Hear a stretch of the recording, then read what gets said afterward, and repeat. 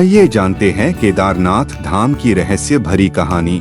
इसी जगह पांडवों को मिली थी पाप से मुक्ति। पवित्र तीर्थ स्थलों में से एक है केदारनाथ धाम।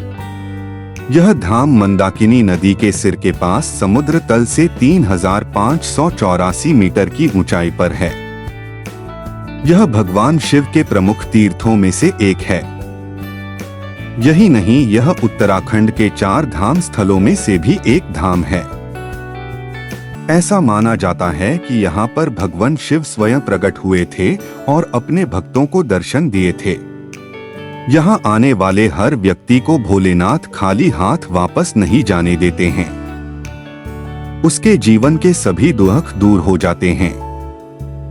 केदारनाथ पर्यटकों के लिए अप्रैल व मई माह में पर्यटकों के लिए खुलता है और अक्टूबर से नवंबर महीने में बंद हो जाता है। यहाँ आपको बता दें कि केदारनाथ धाम हमारे देश के 12 ज्योतिर्लिंगों में से सबसे ज्यादा ऊंचाई पर बसा है। केदारनाथ धाम मंदाकिनी नदी के किनारे पर स्थित है। यह मंदिर बेहद विशाल है और ये कई पत्थरों को जोड़कर बनाया गया है। अगर इसके आकार की बात करें तो इसका आकार त्रिकोण में है। पुराण कथा के अनुसार केदारनाथ धाम के बारे में एक बड़ी ही रोचक कहानी है।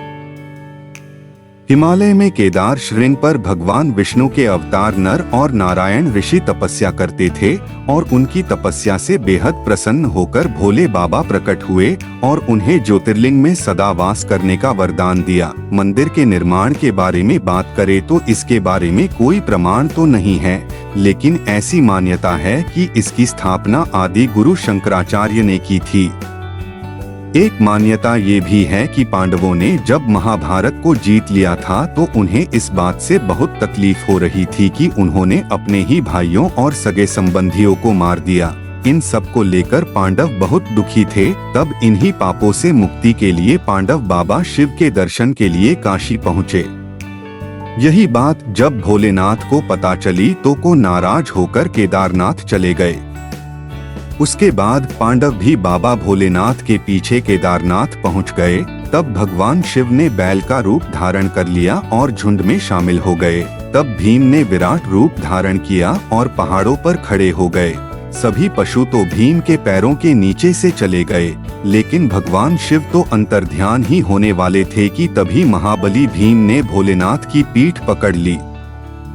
भगवान शिव इस बात से बहुत खुश हुए और पांडवों को पाप से मुक्ति मिली। तब पांडवों ने यहाँ पर केदारनाथ मंदिर की स्थापना की।